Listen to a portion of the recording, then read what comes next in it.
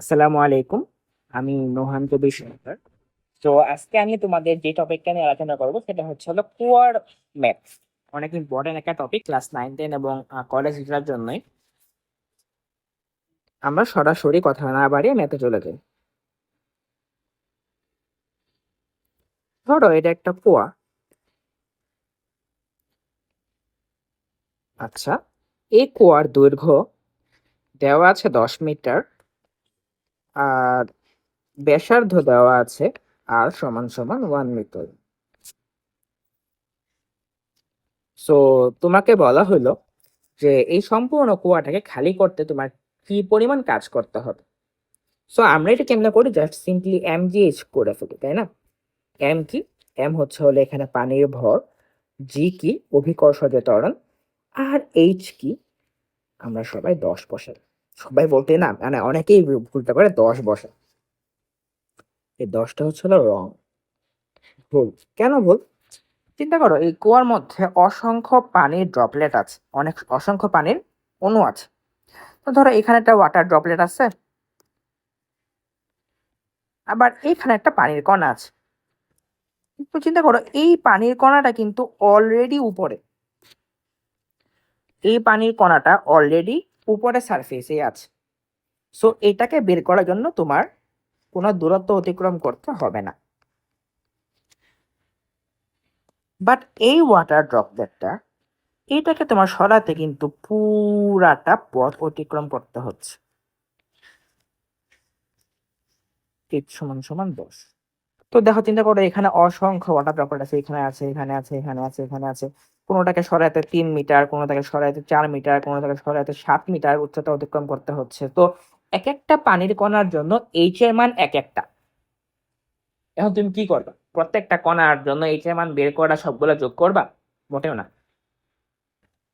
প্রত্যেকটা বস্তুর একটা ভর কেন্দ্র থাকে।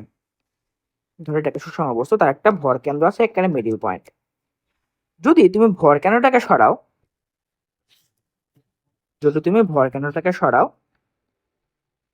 এর মানে হচ্ছিল পুরো বস্তুটাই সরে যাবে। তাহলে আমি যদি পুরা পানির কণাটাকে সম্পূর্ণটাকে একটা বস্তু বিবেচনা করি,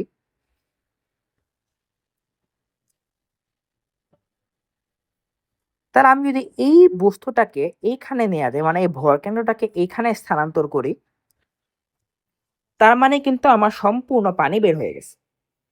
কারণ ভর কেন্দ্রেই কোনো একটা বস্তু সমস্ত ভর কেন্দ্রীভূত থাকে।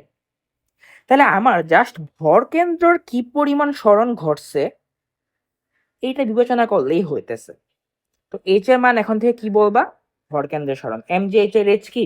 যে কোনো ক্ষেত্রে এমজিএইচ এর এইচ কি? ভর কেন্দ্রের সরণ, সব ক্ষেত্রে। আচ্ছা, তো এখানে আমরা যদি ম্যাথটা করি যে তোমার কি পরিমাণ কাজ করতে হয়েছে, এম কত? এম কি? ভি রো, তাই না? আয়তন ইনটু ঘনত্ব। তাহলে আমি যদি এমজিএইচ এর মান বসাই, ডাব্লিউ is equals to mgh, m এর মান আসবে ভি রো জি এইচ। তো ভি এর মান কত? আয়তন কত? এখানে সিলিন্ডার আয়তন কি? পাই আর স্কয়ার এল। এল এর মান কত? 10। রো তো রুই, ঘনত্ব 1000 পানির, জি এইচ। তো আমি যদি মানগুলো বসাই দিই, 3.1416 into 1 square into 10 into 1000 into 9.8। H এর মান কত? এখন দেখো ভরকেন্দ্র সরণ কতটুকু হয়েছে? 5, 5 মিটার। তাহলে 5, কাজের একক কত? জুল। এটা হচ্ছে অ্যান্সার। তো আমরা এখন বেশ কয়েকটা প্র্যাকটিস করি, অনেকগুলো প্র্যাকটিস করি। ধরো তোমাকে বলা হলো সেম ডাইমেনশন সেম, মানে এল এর মান হলো 10 মিটার, আর এর মান হলো 1 মিটার। আমরা এর আগে এখন থেকে যতগুলো প্র্যাকটিস করবো সবগুলোর মধ্যে এল এর মান 10 থাকবে, আর এর মান 1 থাকবে। আচ্ছা, সো তোমাকে বলা হলো এখন যে সম্পূর্ণটা পূর্ণ আছে, তুমি অর্ধেক খালি করবা। অর্ধেক খালি করা মানে কি?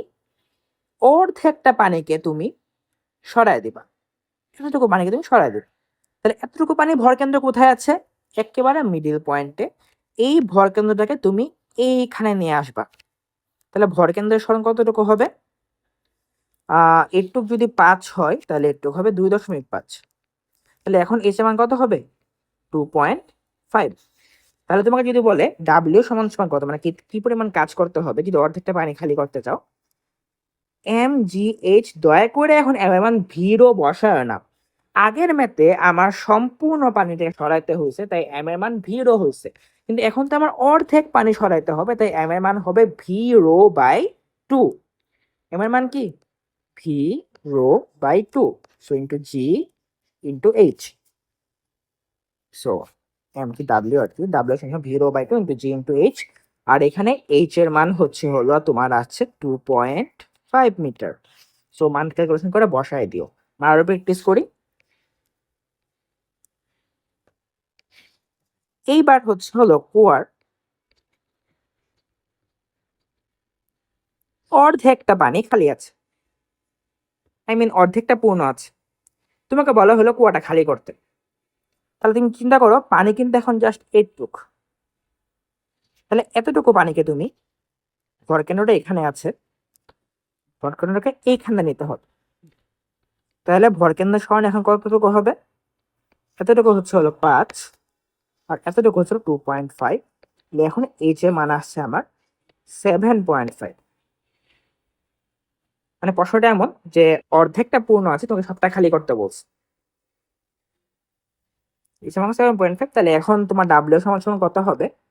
mgh, এম এর মান কত?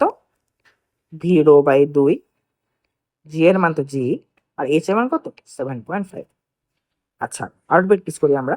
ধরো একটা কুয়ার অর্ধেকটা পূর্ণ আছে, তোমাকে বলা হলো যতটুকু পানি আছে এর অর্ধেক খালি করতে।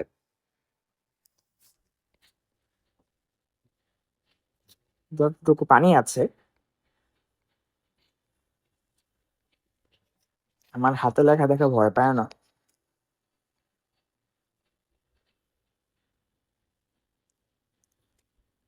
এর অর্ধেক খালি করতে কৃত কাজ করতে। তাহলে তুমি চিন্তা করো, যতটুকু পানি আছে এর অর্ধেক তুমি খালি করবা, মানে কি এতটুকু পানি তুমি সরাই দিবা। মানে কি এতটুকু পানি তুমি সরাই দিবা। এতটুকু পানি ভরকেন্দ্র কোথায় আছে? একেবারে মাঝখানে। এই ভরকেন্দ্রকে তুমি এইখানে নিয়ে আসবা। তাহলে তোমার ভরকেন্দ্রের সরণ কতটুকু হবে? এখান থেকে এই পর্যন্ত। এখান থেকে এই পর্যন্ত হলো 5, আর এইখান থেকে এই পর্যন্ত কত? এই এই যে এই সবটা হলো 2.5। তাহলে এর অর্ধেক হলো 2.5 বাই 2। তাহলে এইচ এর মান এখন তোমার আসতেছে 5 যোগ 2.5 এর অর্ধেক, তাই না? আচ্ছা, তাহলে এইবার এম এর মানটা কত? তো এটা একটা ইম্পর্টেন্ট কোয়েশ্চেন। এম এর মান কত বলতে পারবা? যতটুকু অর্ধেকটা পানি ছিল এর অর্ধেক তুমি খালি করতেছো, তাহলে এম এর মান এবার কত? ভিরো বাই 4। তো ডাব্লিউ সমান সমান আসবে mgh, তাহলে কি আসবে? V rho by 4 into G into h. H এর মান কত? 5 প্লাস 2.5 বাই 2। সো তুমি এগুলো বুঝাতে হবে। এখন আমরা জাস্ট একটা বোর্ড কোশ্চেন সলভ করি। আচ্ছা দেখো, একটা পানির কুয়ার গভীরতা 15 মিটার, ব্যাসার্ধ 1 মিটার। আচ্ছা, এখানে গুহা লেখা আছে, সো এটা কুয়া হবে। কুয়াটিকে পানি শূন্য করার জন্য 6 হর্স পাওয়ার ক্ষমতার একটা পাম্প লাগানো হলো। অর্ধেক পানি উত্তোলন করার পর পাম্পটি নষ্ট হয়ে গেল। বাকি অর্ধেক পানি তোলার জন্য ক্ষমতার একটি নতুন পাম্প লাগানো হলো। সেম ক্ষমতা হবে, একই ক্ষমতা। একটু কারেকশন করে নাও। একই ক্ষমতার একটি নতুন পাম্প লাগানো হলো। প্রথম পাম্পটির কৃত কাজ কত এবং উভয় পাম্প কর্তৃক পানি উত্তোলনের সময় কি একই লাগবে কিনা? আচ্ছা, তো কুয়ার গভীরতা হলো 15 মিটার, আর ব্যাসার্ধ হলো 1 মিটার। এটা হলো 15 মিটার, মানে এল এর মানটা দেওয়া আছে 15 মিটার, আর ব্যাসার্ধ দেওয়া আছে হলো 1 মিটার। তো তোমাকে বলা হলো অর্ধেক পানি উত্তোলন করার পর প্রথম পাম্পটি নষ্ট হয়ে গিয়েছে। তাহলে প্রথম পাম্পটির কৃত কাজ করত, দেখো সম্পূর্ণটা পূর্ণ ছিল, সে অর্ধেক খালি করছে। সম্পূর্ণটা পূর্ণ ছিল, সে অর্ধেক পানি খালি করছে। তাহলে অর্ধেক পানি ভরকেন্দ্র এখানে ছিল, এই ভরকেন্দ্রটা এখানে গেছে। ভরকেন্দ্রের সরণ কতটুকু হবে? এইটুকু হচ্ছে হলো 5, তাহলে এর অর্ধেক কত? 5/2 বা 2.5। তাইলে ডাব্লিউ এর মান সিম্পলি mgh, এম এর মান কত? অর্ধেকটা পানি সে সরাইছে, তাহলে 0/2। জি এর মান তো 9.8, আর এইচ এর মান কত? 2.5। জাস্ট বসাই দিবা। ভি এর মান হচ্ছে হলো এখানে পাই আর স্কোয়ার এইচ, আর রো এর মান হচ্ছে হলো পাই আর স্কোয়ার এল, রো এর মান হচ্ছে হলো 1000, জি এর মান 9.8, আর এইচ এর মান 2.5 বসাই দিয়ে তুমি সুন্দর মতো W1 দিই, W1টা পেয়ে যাবে। আচ্ছা, পরে বলছে উভয় পাম্প কর্তৃক পানি উত্তোলনে কি একই টাইম লাগবে কিনা। তো আমরা কি জানি, ডাব্লিউ সমান সমান পিটি, ক্ষমতা ইন্টু সময়। সো আমি যদি প্রথম পাম্পটার জন্য সময় বের করতে চাই, তাহলে T1 সমান সমান হবে W1/P। সো W1 এর মান তুমি এখান থেকে পেয়ে যাবা, একটা বক্স বসাই দিই আমি। পি এর মান দেখো, তার ক্ষমতা 6 হর্স পাওয়ার দেওয়া আছে, তাহলে 6 ইন্টু 746, কারণ হর্স পাওয়ারকে ওয়াটে নিতে হলে সেটা দুটো গুণ করতে হয়। 1 HP সমান সমান 746 ওয়াট। এখান থেকে সময়টা পাওয়া যাবা। আর বলছে দ্বিতীয় পাম্পের পানি উত্তোলনের সময় কতটুকু, মানে সেম সময় লাগবে কিনা। একটু চিন্তা করো, সেকেন্ড পাম্পটা যেটা, সে কিন্তু পরের অর্ধেকটা পানি খালি করছে, মানে প্রথম অর্ধেকটা পানি তো প্রথম পাম্পটাই খরচ করে ফেলছে। তাহলে সেকেন্ড যে পাম্পটা, এটা এই কুয়াটা অর্ধেক পূর্ণ ছিল, সে সবটা খালি করছে। তাহলে এতটুকু পানিকে, ভরকেন্দ্র এখানে ছিল, সে ভরকেন্দ্র এখানে নিছে। তাহলে ভরকেন্দ্রের সরণ কতটুকু হবে? এখান থেকে এই পর্যন্ত হচ্ছে হলো 5, এখান থেকে এখানে হচ্ছে হলো 2.5, তাহলে মোট কত? 7.5। W2 এর মান কি হবে? mgh, এখানে m এর মান কি? অর্ধেকটা পানি যেহেতু 0/2,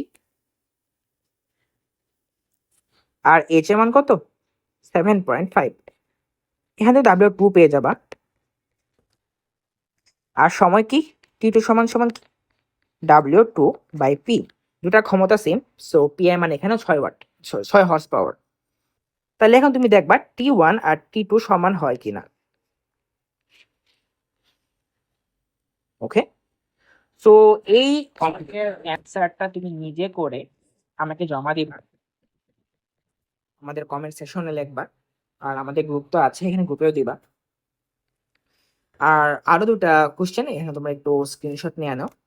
এই কোশ্চেনগুলো সলভ যদি করতে পারো, সলভ করে কমেন্ট সেকশনে কিংবা আর কি আমাদের গ্রুপে যদি দাও, তাহলে তোমাদের জন্য ইনশাল্লাহ আমরা পুরস্কারের ব্যবস্থা থাকবো। তো আজকে এই পর্যন্তই, সবাইকে অনেক অনেক ধন্যবাদ। আসসালামু আলাইকুম।